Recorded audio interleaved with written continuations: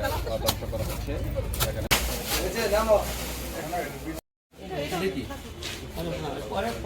শেরপুরের নকলায় অস্বাস্থ্যকর পরিবেশে শিশু খাদ্য তৈরির অভিযোগে ভ্রাম্যমাণ আদালত 2 প্রতিষ্ঠানকে জরিমানা করেছে এবং বিপুল পরিমাণ মালামাল জব্দ করেছে।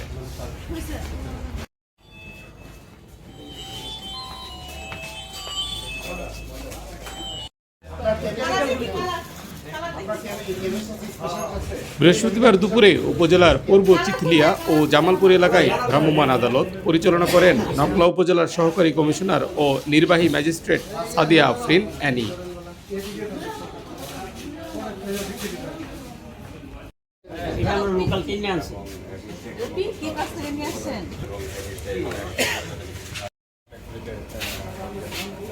অভিযানে অস্বাস্থ্যকর পরিবেশে সেমাই, চিপস ও আইসক্রিম উৎপাদনের দায়ে আলিফ ফুড অ্যান্ড বেকারি এবং Mithila ice cream and food product নামে 2টি প্রতিষ্ঠানকে মোট 85,000 টাকা জরিমানা করা হয়।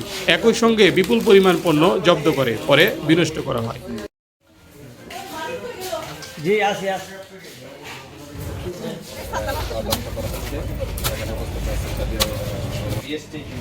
কিভাবে এই চিপসগুলো ধ্বংস করা হয়?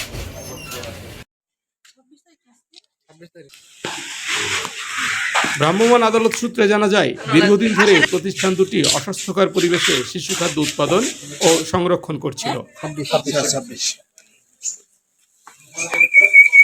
অভিযোগ রয়েছে নিষিদ্ধ রং ব্যবহার, সফট ড্রিঙ্কে মাত্রাতিরিক্ত রাসায়নিক মিশ্রণ, অনুমোদন ছাড়া বিএসটিআই লোগো ব্যবহার এবং হালাল উল্লেখ করে পণ্য বাজারজাত করা হচ্ছিল।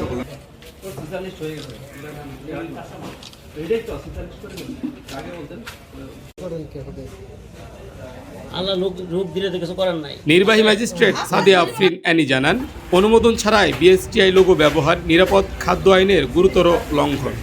ভবিষ্যতে এ ধরনের কার্যক্রম থেকে বিরত থাকতে প্রতিষ্ঠানগুলোকে সতর্ক করা হয়েছে।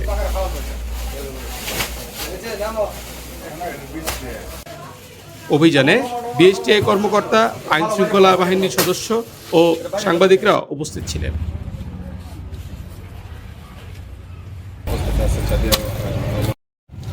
কিভাবে এই চিপসগুলো ধ্বংস করা হচ্ছে এবং বিভিন্ন এখানে চিপসের উপকরণ এখানে রেখে